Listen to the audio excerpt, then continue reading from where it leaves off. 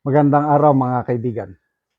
Bigyan natin ng reaction opinion itong post ang balita ngayon. Carpio, si ex-Supreme Court Justice Carpio, hinikayat ang Administrasyong Marcos Jr. ng ganting sanctions laban sa China matapos ipataw ang ban kay Gibo.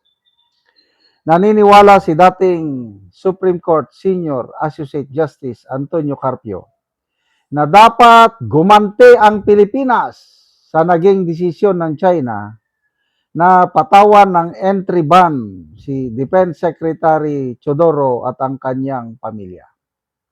Ayon kay Carpio, hindi sapat ang paghahain lamang ng diplomatic protest at dapat magpatupad ng pamahalaan ng kaparehong hakbang laban sa Chinese Defense Chief.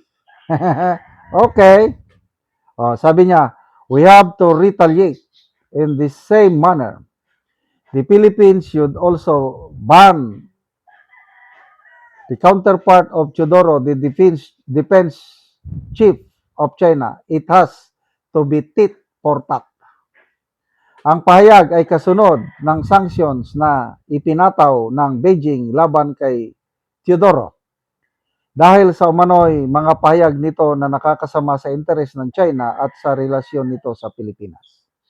Nagbabala si Carpio na kung walang matibay na tugon ng gobyerno, maaring matakot ang iba pang opisyal na magsalita laban sa mga kilos ng China sa West Philippine Sea.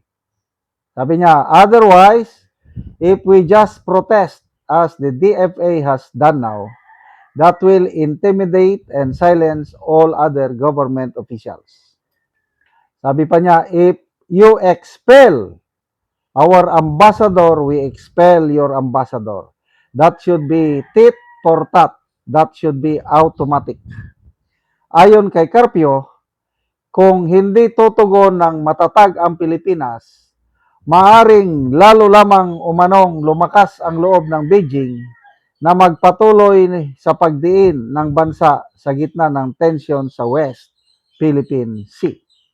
Okay, so palaban, matapang si Justice Carpio.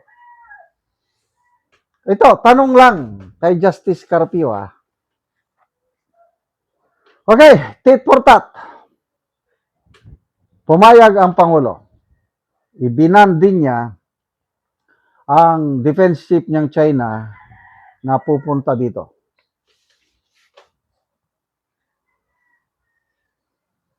What will it make a difference? Hindi naman pupunta dito ang defense chief ng China. Okay, so ganon. Gumanti tayo.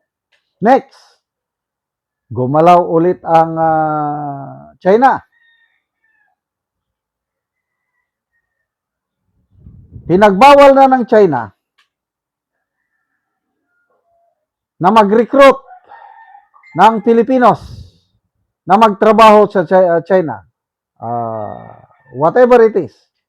O domestic helper ba yan, engineer man. Basta, wala nang Pilipino na magtratrabaho sa China. Sabi ni Justice Carpio, tit for tat daw eh. Okay. Ano ang igaganti ng Pilipinas? Pagbabawalan din natin ang mga Chinese na papasok dito as tourist or magtratrabaho or magninegosyo. Sino ang talo?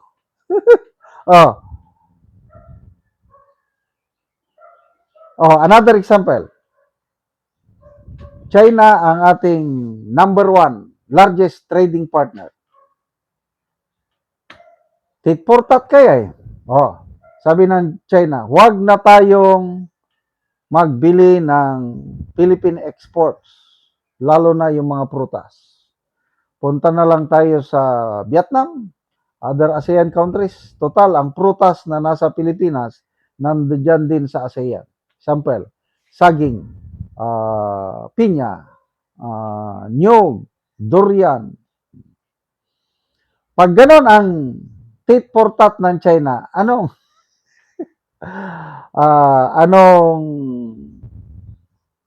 iganti natin. Wag na rin tayong mag-import ng prutas galing sa China. Ano yung mga in-import natin? Kiat-kiat. Ano ba? Yung orange. Paborito ko pa naman yun. Mura lang eh. Mura. Ano pa? Apple. Marami tayong ini-export din na prutas from China. So, kaya ba natin yun? Palagay ko, ang talo nito, Pilipino. Kasi ang mga Filipino farmers natin, pag hindi sila maka-export sa China, kawawa sila. Kung hindi tayo mag-export ng fruits from China, wala nang mura. Saan tayo mag-export? Sa US, ang mahal. I totally disagree itong pahayag na ito ng Supreme Court Justice na tit for tat. Hindi natin kayang makipagsabay sa China. Admit it. Kaya ko, tama na yung diplomatic protest na unfriendly act, sabi ng DFA. Correct. Kaya lang, wala tayong magawa eh. Prerogative yan ng China. Bilang a superpower, pwede nilang gawin. Bully, yes. Bully yan eh. So, anong magagawa natin? Magpatulong tayo sa US? Sige, magpatulong. Anong gagawin ng US? Hindi ako naniniwala yung US na ironclad commitment daw yan. Napatunayan na nung World War II. Pinabayaan tayo ng US. Kawawa ang ating mga ninuno na lumaban nung panahon ng gyera. Dahil nung World War II, ang naging priority ng US, Europe. Kaya ako, wala akong tiwala yung Mutual Defense Treaty na yan na sinasabi. Pag ginera tayo ng China, tutulong ka agad ng US? No way. Kasi kailangan pa ng approval ng US Congress. Uunahin nila is US national interest, hindi yung ating interest. Sige! Justice Carpio, makipag-tit for tat kayo ng China, gawin nyo lang. Tingnan natin anong mangyari sa sambayan ng Pilipino. Salamat mga kaibigan sa inyong pagsubaybay sa channel nito. Nakakatulong kayo ng malaki sa tribong Talandig ng Bukidnon dahil ang income natin sa channel na ito is pantulong po sa tribo. Namimigay tayo ng libreng yero at pako para makapagpatayo sila ng mas maayos na tirahan. Panoorin niyo ang video na ito. Una ni si nanay ang natagaan ng Ogero nga 68 na ang edad. Una ni ang balay ni nanay nga pagatupan.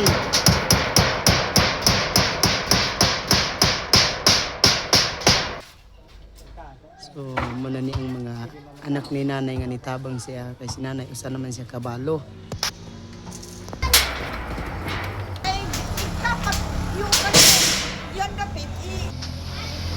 O karon naman na gid ang pag-atok sa balay ni nanay. So maayo na gid nga tan-awon. Nakuha na gid tong mga yero nga mga buslot na mao na ni si nanay ang gitabangan. So nanay nakaatop na gyud ka. Ay, salamat na kayo. Nagyoy ulan. Makatuyod ako gay. Hindi na ka magkagkungkong. Oo. Kaya na, wala ng ulan. Kaya ato pa naman yun. Salamat sa So gitabangan ka nanay sa imong anak ug masamong nanay. Oo. Kay balo naman ka. Oo. Pila na nanay ka tuig sa imong pagkabalo? Magduha karong March 25. March 25, magduha na ka tuig. Oo. So ang imong panginabuhian nanay, so unsa man asa ka magkuha? Paningkamutan lang na ako kung naaya akong kuanan nga ihatag sa ako, sa akong mga anak. Pagkasaligra ko sa akong mga anak. Gasaligra ka sa imong mga anak. Oo, batag. Tungod manggod sa akong sakit na blood. Tungod sa imong sakit nga high blood. Oo, dili ko pagkabuwado kayo init. Oo. So maayo na gid nanay, dili na makatulog na ka og tarong. Tulog na. Makatuyod na ko di na magtikungkong. Oo. Salamat sa Ginoo. Ug ang nagtabang sa sinugsad ako, paing salamat nako nga naagyap pinakaluwas sa ako. Nawala gyapon ko sa ulan. Ano man ka matulog ko ani nga. Tikungkong ka naman go. Ani tulog ko. Dagang gyud kaayong salamat ang nagtukuan sa sin. Oo. So Iya kong gitabangan. Oo, Salamat kayo, nanay. Salamat po sa sakrimen, sa Ginoo, bangan og sin. Oo. Salamat kayo sa nag